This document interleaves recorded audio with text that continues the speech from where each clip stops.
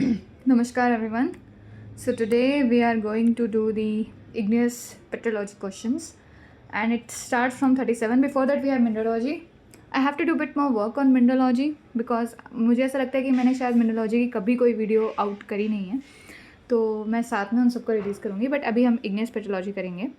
तो 37 क्वेश्चन, हमारा जो पहला क्वेश्चन है वो ये कहता है कि which one of the following statement is not correct. तो करेक्ट कौन सी है, हमें इस पर ध्यान देना है. वाटर जो है जब वो रिएक्ट करता है ब्रिजिंग ऑक्सीजन के साथ, तो वो सिलिकेट नेटवर्क को ब्रेक कर देता है, जो कि कहीं ना कहीं सही स्टेटमेंट है. It does crack it. So this one is correct. Water is more soluble in highly polymerized granite melts than in less polymerized basaltic melts. That is also true.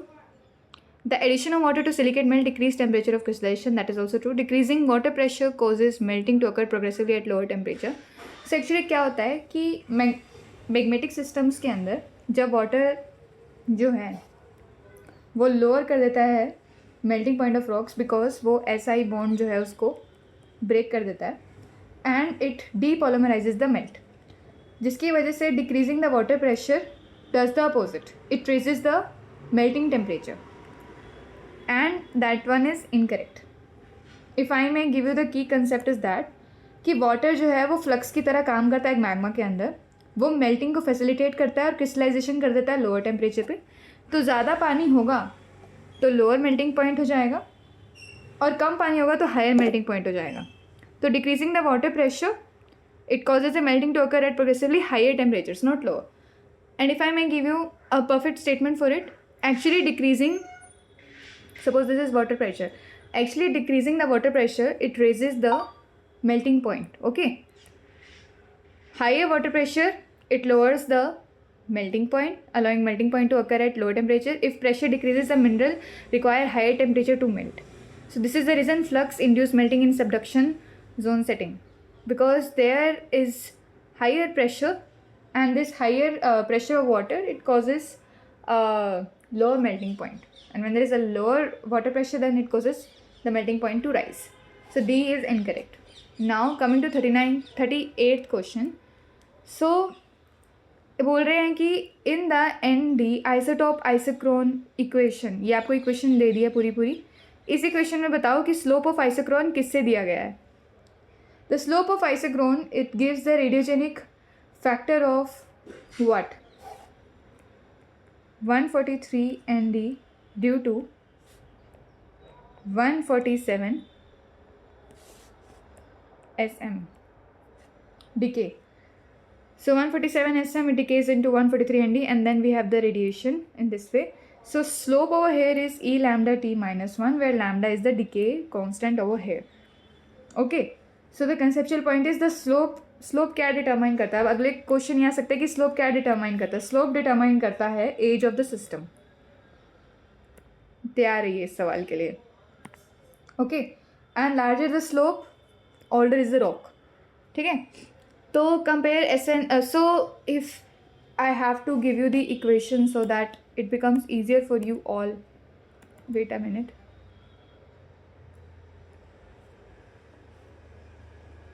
ऐसे में हमारे पास जो इक्वेशन होती है y equal to mx plus c होती है, right.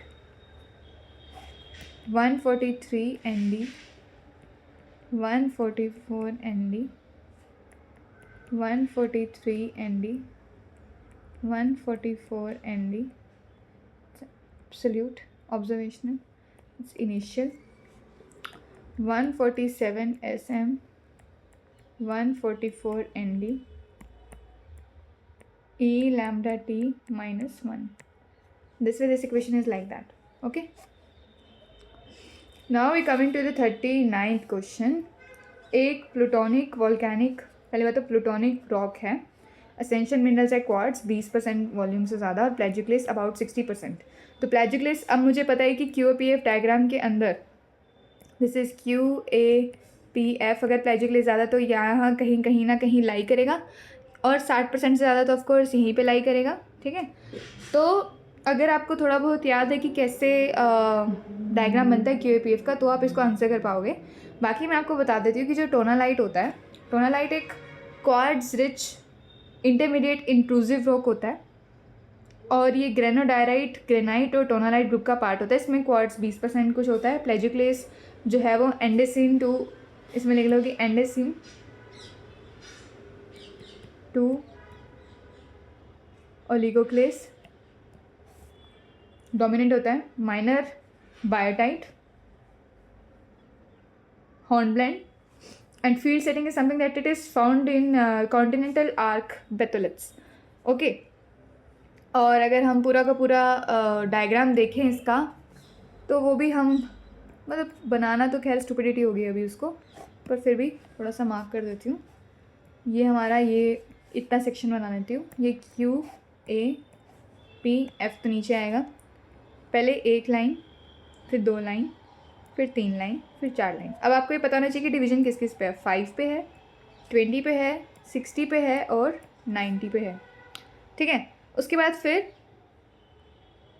4 division कुछ इस तरह से 1 2 3 4, जो कि आपके 5 ब्लॉक्स बना देगा। ठीक है, अब मुझे ये पता है कि जो मेरा टोनालाइट है उसने बोला है कि 60 और 20, तो ये हमारा टोनालाइट होता है।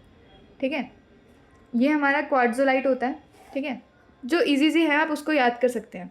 ये पूरा पोर्शन 60 से लेके 20 तक ये पूरा का पूरा ग्रेनाइट होता है ना। और फिलहाल आप ये याद कर लीजिए, टोनालाइट यहाँ पे वेरी करता है। और जो इनके बीच में प्रेजेंट होता है वो होता है ग्रेनोडायराइट। इसलिए उसने मेंशन किया था एक्सप्लेनेशन में कि ग्रेनाइट, ग्रेनोडायराइट और टोनालाइट इस सेक्शन का है, and this is alkali feldspar granite. Okay, now we'll come to 40th question. Gabbro with sub-equal amounts of clinopyroxene and orthopyroxene is called.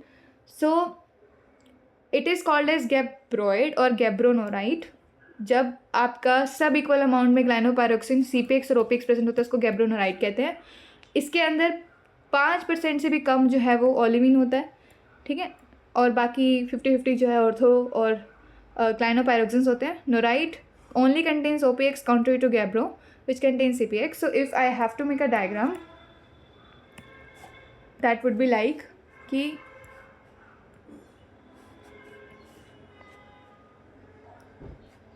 this is plagioclase, this is pyroxene, this is olivine,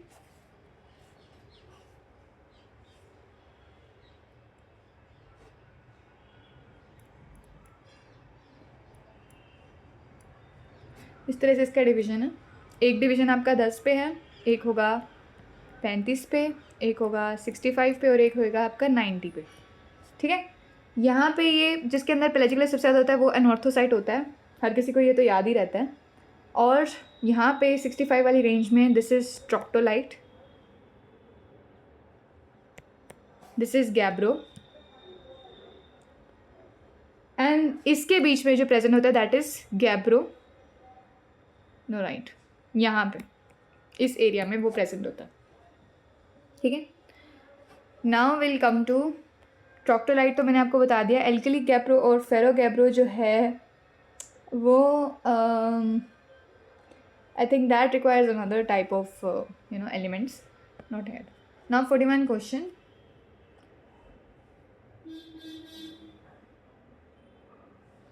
सो एक diagram दिया हुआ है, block diagram, intrusive bodies का identify करना है और match करना है सही पेयर से। मुझे ये पता है कि जो तीसरा है वो सिल है और जो चौथा है वो डाइक है। सिल डाइक, सिल डाइक, डाइक सिल, डाइक सिल, तो ये तो अलग हो गए, तो ये यहाँ पे हो गया। इसके बाद मुझे पता है कि 1 जो है वो स्टॉक है। ठीक है, बैथोलिथ हमारा ये पूरा नीचे वाला है। 5th is the radial dyke, easier to detect, and 6th is the ring dyke, that is also easier to detect. Radial dyke is like इस तरीके से, रिंग डाइक इज़ लाइक इस तरीके से। ठीक है, तो स्टॉक क्या होता है? ये बेसिकली स्मॉल डिस्कॉर्डेंट, यहाँ लिख देते हैं। अगली वाली ये शायद डेफिनेशन दे रहे, मैच द फॉलोइंग कर दे। Small discordant pluton that is almost less than 100 kilometer square. Now we have batholiths. It's a large composite intrusive body that is more than 100 kilometer per square. Sill is a concordant sheet intrusion, and radial dike and dike is the discordant vertical sheet. Radial dike is something that radiates from the volcanic center.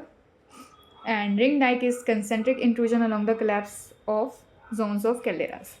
Okay, now coming to the, अब यहाँ पे देखो कि lopolith laccolith भी आपको पता होना चाहिए. डोमलक मैंने आपको बताया था, it's like this and it's like that. Okay, phacolith भी होता है, तो ये सब आपको पता होने चाहिए. Okay, now coming to the 42 question. In some granitic rocks plagioclase का overgrowth are observed on orthoclase megacryst. तो इस टेक्सचर को क्या कहते हैं? सीधे सीधे टेक्सचर की डेफिनेशन दे दी है. फॉर योर काइंड इन्फॉर्मेशन, इस टेक्सचर को रापा की भी टेक्सचर कहते हैं, जिसके अंदर ऑर्थोक्लेस यानी कि जो आपका के फेल्सपार है उसका कोर होता है और प्लैजियोक्लेस का रिम होता है. तो ये के फेल्सपार का कोर होता है और प्लैजियोक्लेस का रिम होता है. ठीक है, कुछ इस तरह से दिखता है. इसको रापा की भी टेक्सचर कहते हैं क्योंकि इसके अंदर प्लैजियोक्लेस ओवरग्रो हुआ है के फेल्सपार के मेगाक्रिस्ट के ऊपर. और ये जो टेक्सचर है ये सडनली कहाँ पे मिलता है? ग्रेनिटिक और एन ओरोजेनिक, जहाँ पे कोई ओरोजेनी नहीं हो रही, वहाँ के ग्रेनिटोइड्स. स्पेशली दोज फाउंड इन रापा की भी ग्रेनाइट्स. ये बेसिकली रापा की भी टेक्सचर नाम ही रापा की भी ग्रेनाइट जो कि फिनलैंड में प्रेजेंट है वहाँ से पड़ा है. और ये क्यों फॉर्म होता है? It forms due to the changes in pressure, temperature and composition. That's why it happens. ये डिसइक्विलिब्रियम क्रिस्टलाइजेशन भी बताता है बिकॉज ऑफ द टेम्परेचर और composition changes in the magma. And it is anorogenic granites, means A type granites के साथ ये associated होता है. ओके, इसको ऐसे भी कह देते हैं. अगली बार आपसे कोई पूछे कि फिनिश ग्रेनाइट्स के अंदर कौन सा टेक्सचर बहुत ईजिली मिलता है, सो दैट इज़ फिनलैंड है तो फिनिश, दैट इज़ रापा की भी texture. Now you should know it is poikilitic, variolitic and spinifex. ये टेक्सचर्स भी आपको पता होने चाहिए for the next year. Okay, now coming to the 43 question. So at low trough valley, a low temperature trough exists in which one of the following ternary phase diagram. So just a minute.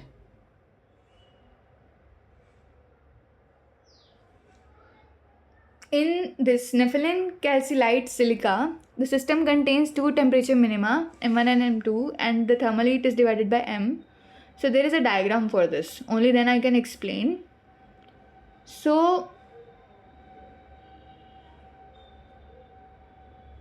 thermal valley is something that is found in Nephelin calcite silica. If I may explain in much more simpler manner, I would say कि जो ये आपका ये system है, it represents the what? It represents under saturated felspathoid felsic composition. Along this diagram there is a deep eutectic or low temperature trough that is is like this, कुछ इस तरीके से. That defines the separation between silica undersaturated and oversaturated magmas. That trough corresponds to nepheline cyanide phonolite melts, so not the basaltic system that we have in the above one. Okay, so yeah, and I would suggest you that in Bhavan in 1937, in the book Mihir, I would suggest you Mihir K. Bose book. There is this concept on thermal valley is given, and there's this whole explanation given on page number 309. You can refer to that. Now coming to the 44 question. Low Mg by Mg plus Fe values associated with which one of the following? So that is quite simple. Why I am saying that is quite simple? Because if there is high Mg, then it is a primitive magma. हम जानते हैं कि Mg Fe जो है increase होता है, Fe है ना, और this increases when we are deep inside the earth. So that is high Mg is the indication of primitive magma, that is mantle derived. Low Mg is evolved magma, where Mg decreases as magma evolved towards the felsic composition. So Mg hashtag is the magnesium number. It is an important geochemical indicator that is used to classify the magmas, and this is used as the what? Differentiation factor. Now primitive magmas directly that is derived from the mantle, they have high Mg and they contain more magnesium rich minerals like olivine and pyroxene. High M के अंदर आपका olivine और pyroxene भर भर के होता है. Evolve magma के अंदर आपका लो एम होता है, क्योंकि जो एम रिच मिनरल्स हैं वो एफ के अंदर कन्वर्ट होने लग जाते हैं फेल्सिक की तरफ, है ना. तो it's a characteristic of evolve differentiated magma. तो यहाँ पे इवॉल्व आ जाएगा. Now coming to the 45th question.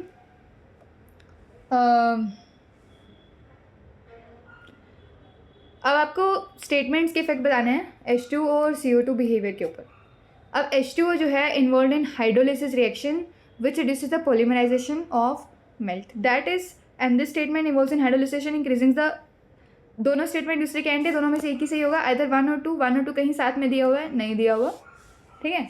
तो 1 ही सही है बिकॉज H2O जो है वो मेल्ट का पॉलीमराइजेशन रिड्यूस करता है by breaking the silicate bonds. यहाँ पे सिलिकेट बॉन्ड्स जो हैं वो उसको ब्रेक करता है हाइड्रोलिसिस में, है ना. और water depolymerizes the melt by reacting.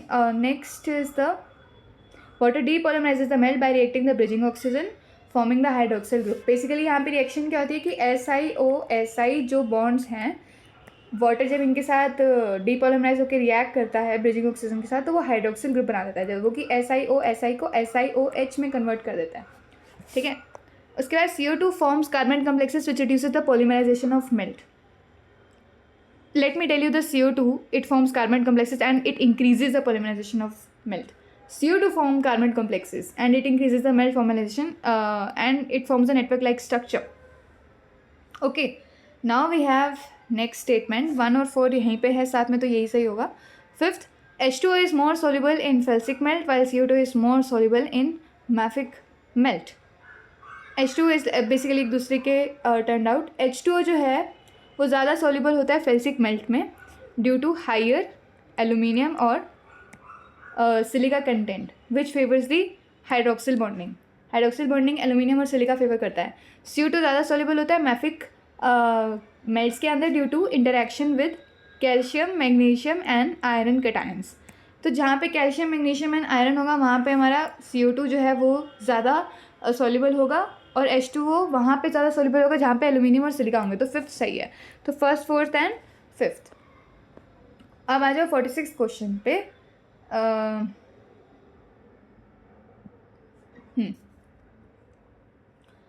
सो आपको स्टेटमेंट दी हुई है SI and A type granites के रिगार्डिंग. S टाइप ग्रेनाइट्स को बोला हुआ है पर एल्यूमिनस. I टाइप ग्रेनाइट्स को कहा है कि वो मेटा सेडिमेंट्री जेनोलिथ कंटेन करते हैं. S type granites contain normative corundum. I types are peraluminous. तो I टाइप्स को भी पर एल्यूमिनस का है, S को भी पर एल्यूमिनस का है, A को भी पर एल्यूमिनस का है, जो कि पॉसिबल नहीं है. क्यों? क्योंकि जो S टाइप बेसिकली मैं आपको बता देती हूँ, जो S टाइप ग्रेनाइट्स होते हैं वो सेडिमेंट्री सोर्स से आते हैं, ठीक है, सेडिमेंट्री प्रोटोलिथ से. तो they have this, they are called S per aluminous in nature. Why per aluminous? Because the Al2O3 composition is more than if we had CaO, Na2O plus K2O. So it's more than all three. And they often have, muscovite and biotite in it. And that shows the normative corundum. तो पहली statement और तीसरी statement सही है, ठीक है. अब आ जाओ आई टाइप ग्रेनाइट्स के अंदर. आई टाइप ग्रेनाइट्स को वो आई टाइप ग्रेनाइट्स जो है वो मेट एल्यूमिनस होता है. They typically they contain the hornblende. What they contain? Hornblende and they are met aluminous. और S टाइप ग्रेनाइट्स को उन्होंने ये क्यों कहा कि वो नॉर्मेटिव कोरेंडम कंटेन करते हैं? Because of their high aluminium content. Corundum आपको पता है क्या होता है, हाई एल्यूमिनियम कंटेंट की वजह से ही बनता है वो. S type granite commonly contain the muscovite and biotite. That is also true. So 1st, 3rd and 5th statements are correct. About the 6th question, A type granites are not per aluminous, they are alkaline and they are most probably termed as per alkaline, not per aluminous. ठीक है, सो इस तरीके से first, third and fifth. Now coming to the 47th question. तो komatiite commonly shows what? Komatiite shows the spinifex texture. Spinifex texture जो है एक distinctive texture होता है इग्नियस रॉक के अंदर. वो तब बनता है कि जब क्रिस्टल कूल होते हैं थर्मल ग्रेडियंट में. ये लार्ज प्लेट लाइक क्रिस्टल्स जो हैं वो टाइटली क्लस्टर एग्रीगेट्स में कुछ इस तरीके से बनते हैं. ठीक है, रैपिड, बेसिकली रैपिड इसके अंदर होता है कि रैपिड कूलिंग होती है. ठीक है, रैपिड कूलिंग होती है तो लॉन्ग ब्लेड जो है ओलिविन के वो बन जाते हैं, जिसको स्पिनिफेक्स टेक्सचर कहते हैं. और ये हाई टेम्परेचर पे होता है. इसका टेम्परेचर भी आपको याद रखना होगा 1600 डिग्री सेल्सियस के अराउंड ही होता है. अब आपको होमवर्क किया है कि आपको फिटिक टेक्सचर, इंटरग्रैनुलर और पोइक्युलिटिक टेक्सचर, इन तीन के बारे में और जानना होगा. Room problem is associated with what? So let me tell you. इसका पूरा का पूरा आपको जेडी विंटर में बहुत बड़ा सा एक टॉपिक है वो मिलेगा, तो आप उस पर आराम से देख सकते हो. ठीक है, बाकी मैं आपको और अभी डिटेल में बता देती हूँ. जो रूम प्रॉब्लम है वो एक क्लासिक इशू है ग्रेनाइट, किसमें? ग्रेनाइट टेक्टोनिक्स के अंदर. वो ये बोलते हैं कि how large granitic plutons include into the crust. कितने लार्ज ग्रेनेटिक प्लूटॉन्स क्रस्ट के अंदर इंक्लूड कर सकते हैं, या फिर giving the enormous volumes and density. So propose mechanism किस मैकेनिज्म से आ सकते हैं कि या तो ब्रेकिंग या सिंकिंग हो, कोई कंट्री रॉक है उसकी ब्रेकिंग और सिंकिंग होगी, फिर आ गया ग्रेनाइट ऊपर, है ना. या फिर रूफ लिफ्ट, पूरी की पूरी रूफ ही लिफ्ट होगी. डायपेरिक राइज, एक्सटेंशनल फॉल्टिंग, ये इसके मैकेनिज्म्स हैं. ओके, और अगर मैं बोलूँ कि room problem in granite emplacement refer to the geological question how large granitic magma can find enough space to include in the surrounding rock considering seemingly solid nature of the surrounding crust. So essentially they are asking how volume of granite can make room for itself during the emplacement process. So this type of problem arises only in batholithic intrusion. None of the options occur as a batholith apart from that of granite. Okay, in this way our igneous petrology questions are finished, and I hope I have given the answers correctly if we match with the official answer key when it comes. But your homework is to know what is ophitic texture, what is intergranular, what is poikilotic texture, and then you have to know more about the textures. देखो poikilotic यहाँ पे भी repeat हुआ और वहाँ पे भी repeat हुआ. स्पिनिफेक्स यहाँ पे भी आया, वहाँ पे भी आया. यहाँ पे सिर्फ वेरिलिटिक और रापा की भी तो मैंने बता दिया है, आपको ये पता होना चाहिए. और study more about this I would say अगले साल के एग्ज़ाम के लिए एक तो आपको QAPF डायग्राम पूरा का पूरा अच्छे से याद होना चाहिए, और आपके जितने भी डिविजनल डायग्राम्स हैं उन सबको अच्छे से एकदम माइंड में स्कैन होना चाहिए. तो with this I will and this video.